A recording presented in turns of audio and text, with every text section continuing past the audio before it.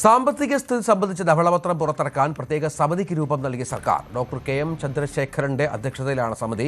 മുഖ്യമന്ത്രിയുടെ അധ്യക്ഷതയിൽ ചേർന്ന ധനകാര്യ വകുപ്പ് ഉന്നത ഉദ്യോഗസ്ഥരുടെ യോഗത്തിലാണ് തീരുമാനം. മുൻ cabinet secretary doctor K M. Chandrasekharan സമിതിയുടെ ചെയർമാനും ധനവകുപ്പ് additional chief secretary K R. Jyothilal കൺവീനറുമാണ്. വി അരുൺ വിവരങ്ങൾ പങ്കുവെക്കും. അരുണ്, ധവളപത്രം പുറത്തിറക്കുമെന്ന് സതീശൻ ആദ്യം മുതൽ പറഞ്ഞിരുന്നു. ഇപ്പോൾ അതിനുള്ള ശ്രമത്തിലാണ്. നടപടികൾ ആരംഭിച്ചു കഴിഞ്ഞു. പ്രത്യേക യോഗമടക്കം ചേർന്നുവെന്ന് അറിയുന്നു. എന്താണ് വിശദാംശങ്ങൾ?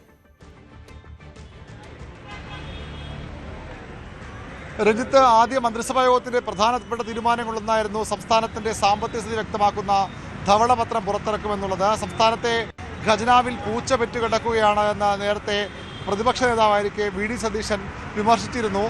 സർക്കാർ അധികാരത്തിലെത്തുമെന്ന് ഉറപ്പായി വലിയ മുന്നേറ്റം തെരഞ്ഞെടുപ്പിലുണ്ടായ സമയത്ത് അന്ന് വി.ഡി. സതീശൻ എ.കെ. ആന്റണിയെ മുൻ മുഖ്യമന്ത്രിയെ കാണാൻ പോയിരുന്നു. അന്ന് ആന്റണിയും പറഞ്ഞത് സതീശനിൽ നിന്ന് അത്ഭുതങ്ങളൊന്നും പ്രതീക്ഷിക്കരുത്, എല്ലാം കൂടെ ഒരുമിച്ച് ചെയ്യാൻ കഴിയില്ല, എല്ലാ സമയം നൽകണം സതീശൻ എന്ന് പറഞ്ഞു. ഏതായാലും എന്താണ് സംസ്ഥാനത്തിൻ്റെ യഥാർത്ഥ സാമ്പത്തിക സ്ഥിതി, ധനസ്ഥിതി എന്ന് വ്യക്തമാക്കാൻ സർക്കാർ ധവളപത്രം പുറത്തിറക്കാൻ പോവുകയാണ്. 10 ദിവസത്തിനുള്ളിൽ ഇത് നടക്കുമെന്നാണ് ഇപ്പോൾ ലഭിക്കുന്ന വിവരം.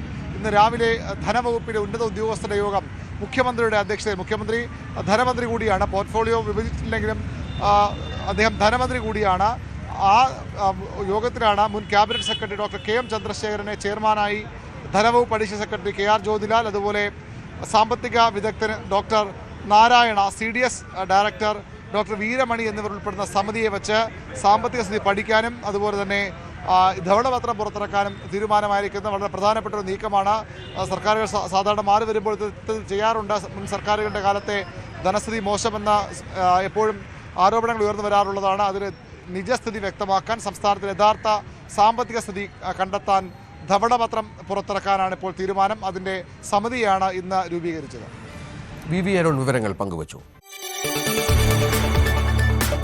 കൂടുതൽ വാർത്തകൾക്ക് news 18 Keralam YouTube channel subscribe ചെയ്യുക.